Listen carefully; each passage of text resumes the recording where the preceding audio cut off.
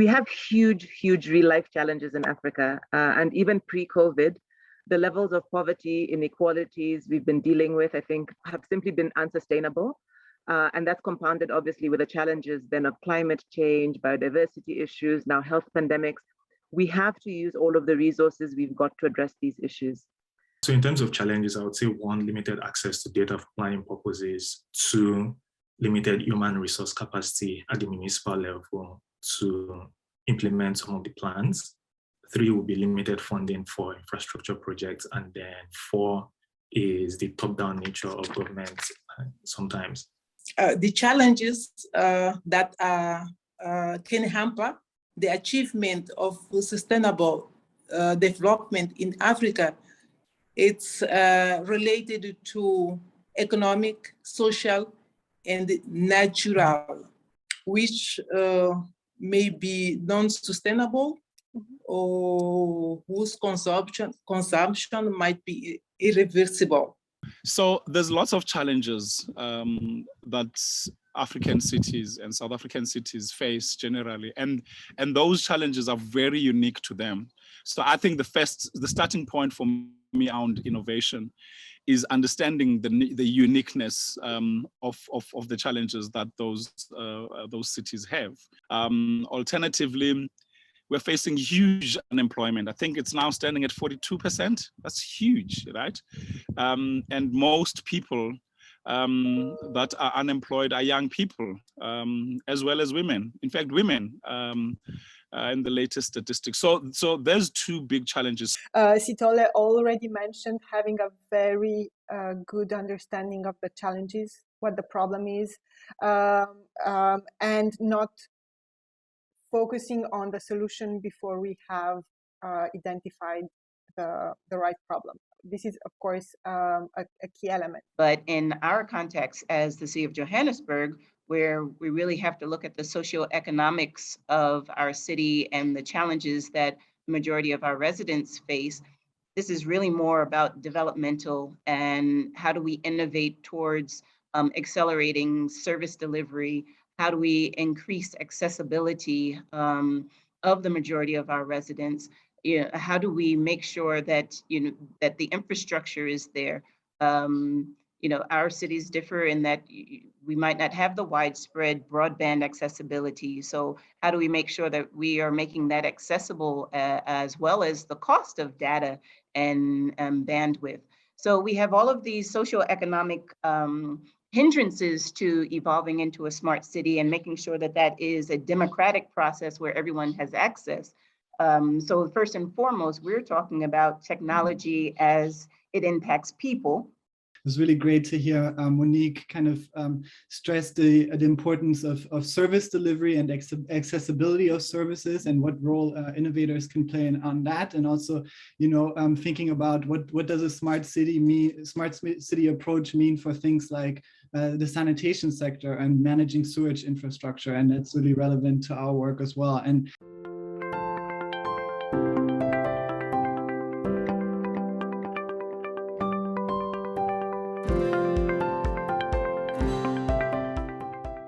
recently at the Cities Network, we've had a number of different initiatives that try to leverage small-scale innovation that's happening predominantly in civil society.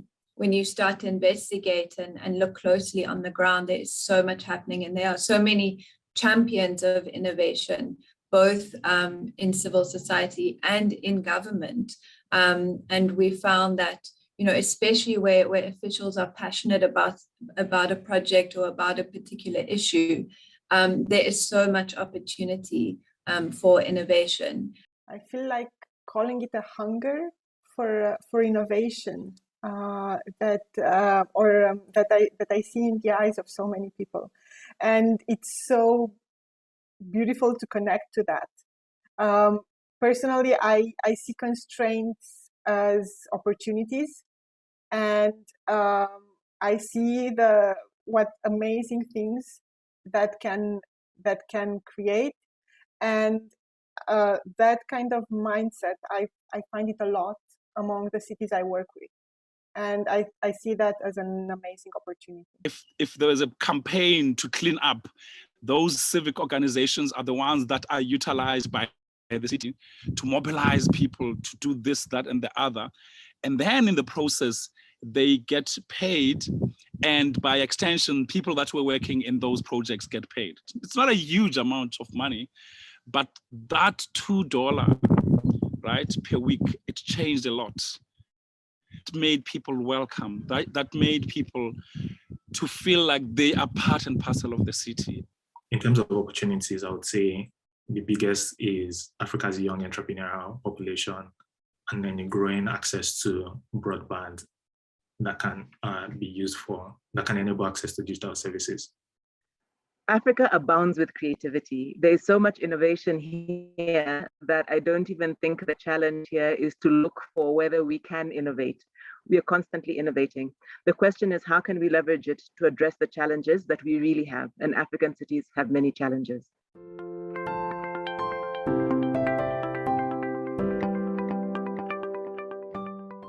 And another one is change management. Oftentimes when public sector institutions engage in conversations about implementing digital solutions, the staff gets worried that this might be associated with staff cuts, because oftentimes digital innovations entail, cutting operational expenses. So here, WonderKid, the startup that I mentioned, actually engaged in in-depth training sessions with the utility staff to illustrate how their solution would actually build on their skills and not sort of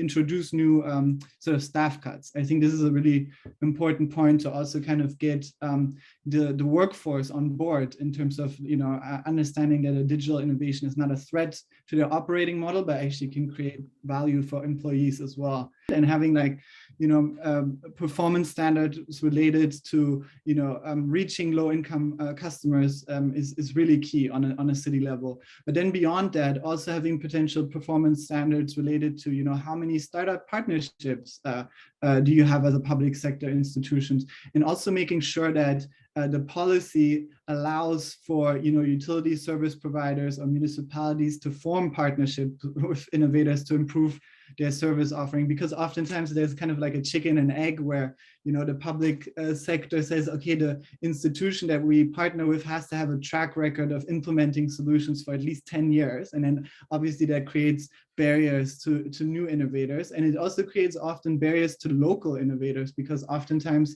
the firms that are out there providing these services already tend to be from sort of more established markets. I think that one of the things that struck me about what George said is just highlighting sort of this tension between,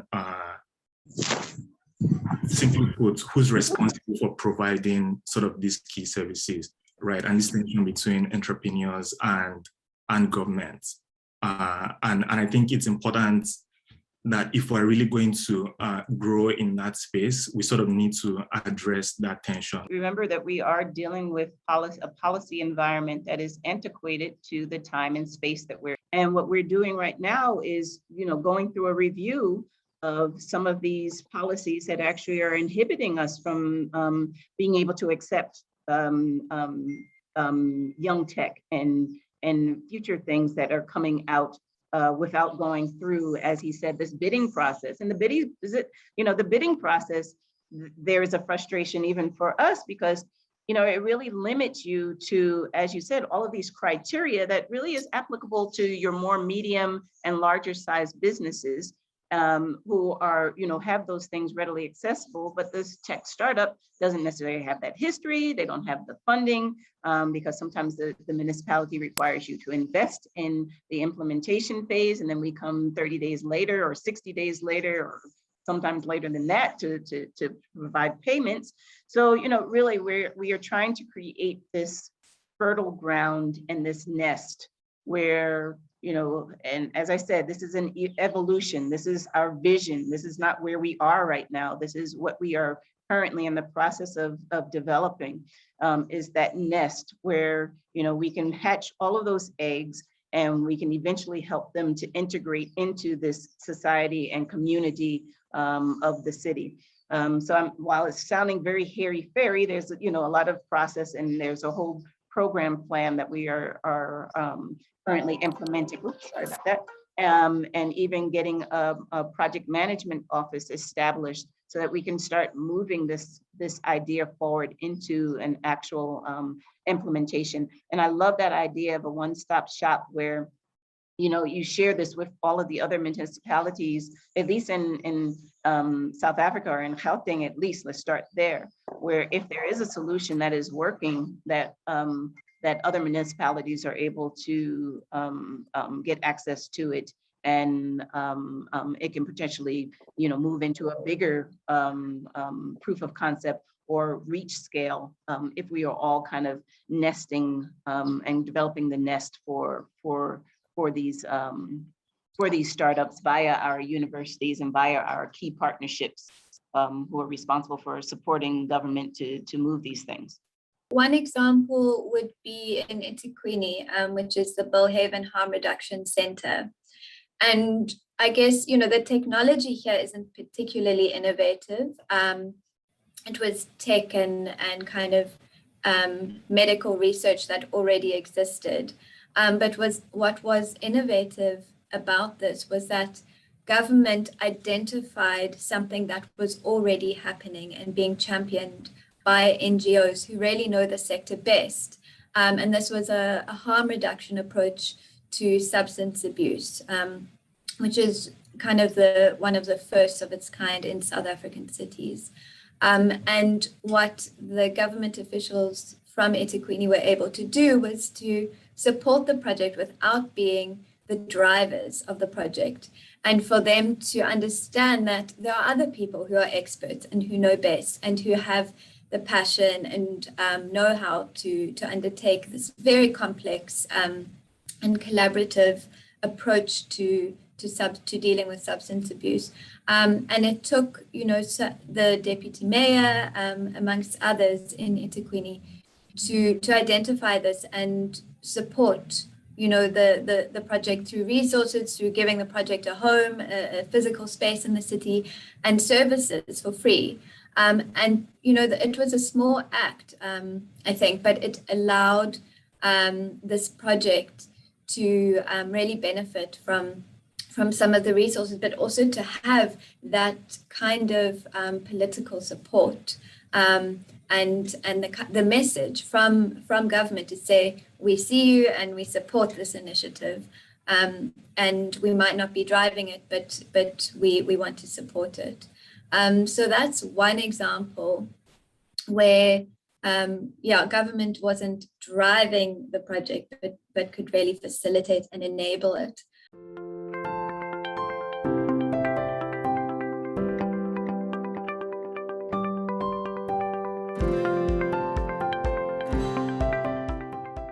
My primary interest is this ecosystem role of government, because government can't do it alone. Government can't do it alone. We do not have the resources, the capabilities, the systems across our cities to do everything that needs to be done. I think good governance in an age of changing technology and of ballooning needs is about being that platform. It is about partnering. So if I had one big idea for how to use innovation in Africa to address sustainability and development challenges, it would be partner, partner, partner. Partner with the non-state actors, figure out how to make that work. There are a lot of amazing capabilities in the tech space, but also other non-tech innovations in civil society. For me, another key element is it is a bit linked with leadership, but it's not. It's more a question of position and mentality, which is for the city administration, the city leaders to accept the fact that they should be brokers and facilitators for the environment, the ecosystem that is on their territory. Linked with that, more like thirdly, on a very basic level, for me, it's also about basic language and skills. In most of the cities I work with, especially those who are non-metropolitan or capital cities, there is a basic issue linked with digital skills inside the city administration. Speaking the same language with developers, startuppers is not obvious.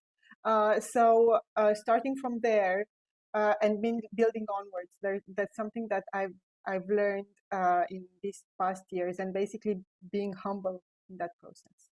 You need a gutsy leader. You need someone that has guts to take tough decisions and fight for those tough decisions, because then their ability to have guts and fight also means that they really are sincerely caring about society, particularly the downtrodden type of people. So I think the biggest institutional ingredient, it's not whether or not you have managed to have a plan or a business plan or a budget and the council meetings are taking place, right?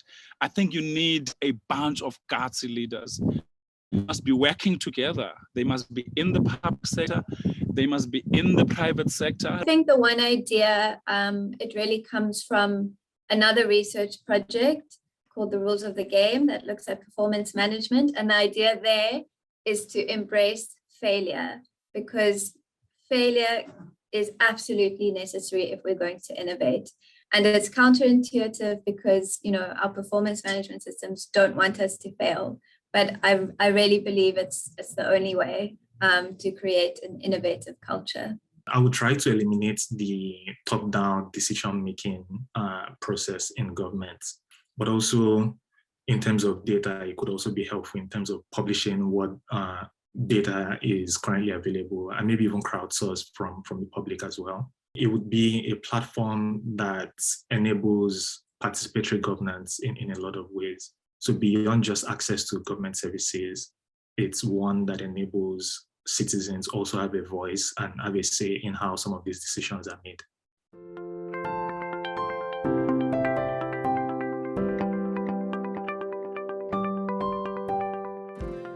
We are trying to use the Intelligent Waste collection. The Intelligent Waste collection is one of them that we are using. We are trying to use in Mozambique because it's the main challenge of the country, not only of Matola City, but the whole country. We have this challenge. So the waste management system that controls how to collect properly in an efficient way is the one we are using, or we are trying to use in Matola. Desmond, I believe, shared a really interesting example, which I think is interesting for sort of the peri-urban, but just an example of a broader trend, which is this SMS-based barter platform for agri-produce that he experienced somewhere in Zambia. Basically, how it works is farmers, and these are smallholder farmers, get SMS prices in real time. They sell their produce, but get paid with mobile credit. So everything is literally like SMS based. They get SMS alerts of what the prices should be. They sell them and then get paid in mobile credits. I think this also sort of typifies the mobile money trend that now we're seeing across the continent as well. And George also made an interesting note about the smartphone penetration that would increase to 65% across the continent by 2025. I think that we're going to keep seeing, so that growth of not just feature phones, but also smartphones on the other hand, would see a lot of mobile applications, whether that's SMS or USSD based or apps, app-based applications. And a good example is, or of how that can be applied is sort of in waste management, for instance, where you then see a lot of circular economy startups that are not just providing waste management solutions in the regular way, but actually gathering data while doing that as well, which I find really very interesting. But I think our most urgent response that we are instituting this year and getting approval for at the highest levels of our municipal government is, how do we transition and make sure that we are moving young people from idea into implementation via demonstration, and then evolving them into something that is scalable and getting them the support that they need from your more formal institutions that can help them get there.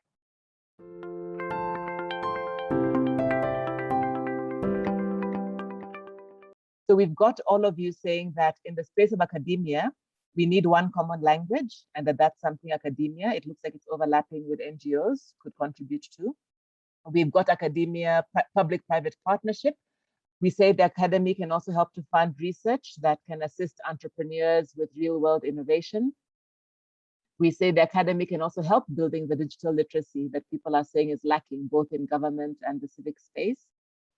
We've heard that university linkages, researchers working with innovators and startups, I think Emmanuel was also making this point, could really be a powerful way to move things, and then also training and knowledge transfer. So then in the NGO space, we're saying NGOs can help with sensitization and awareness, and that's fantastic. We're saying NGOs, oh, actually, this is a point that came up this morning. Bright Simons was saying that NGOs sometimes can be the trusted ones to help develop some of the more paradigm shifting platforms. He gave an example of where some standards and APIs are actually being developed out of the NGO space rather than the private or commercial or the public space.